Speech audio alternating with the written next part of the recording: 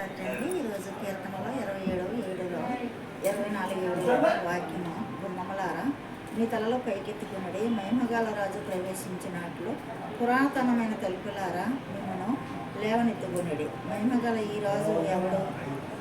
బల శౌర్యము గల యెహోవా, యుద్ధశూరుడైన యెహోవా. గుమ్మములారా మీ తలను పైకెత్తుకున్నది పురాతనమైన తలుపులారా మహిమగల రాజు ప్రవేశించినట్లు మిమ్మను లేవనెత్తుకునిడి. మహిమగల ఈ రాజు ఎవడు? సైన్యములకు అధిపతియగు యెహోవాయే.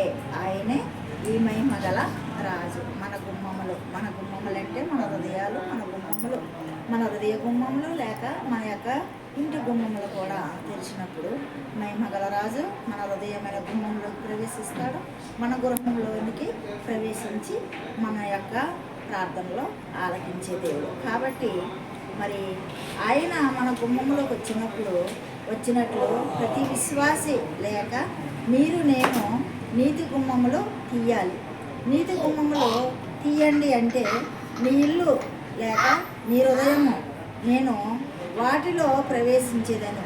జక్కయ్య వలె కృతజ్ఞతాస్థుతులు చెల్లించేదను. జక్కయ్య ఏ రీతిగా అయితే కృతజ్ఞతాస్థుతులు చెల్లించాడో ఆయన ఇంట్లోకి వెళ్ళినప్పుడు యేసయ్య మరి ఆయన కృతజ్ఞతాస్థుతులు చెల్లించాడు. అంతేకాదు ఆ ఇంటికి కూడా రక్షణ ఉన్నది అని యెహోవా మరి గుమ్మములు ఇందులో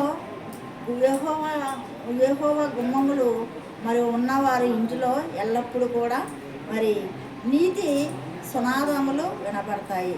మరి ఇంటిలో నీతిమంతులు ప్రవేశించెదరు కదా.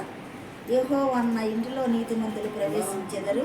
మరి అంతేకాదు యెషయా 27:2లో మరి నీతి గుమ్మములో ఉండినట్లు మరి నీతిమంతులు గుడారములో కీర్తనలు 118:15లో మరి నీతిమంతులు గుడారములలో రక్షణను గూర్చిన ఉత్సాహ సునాదములు స్తుతులు మరి వినబడును.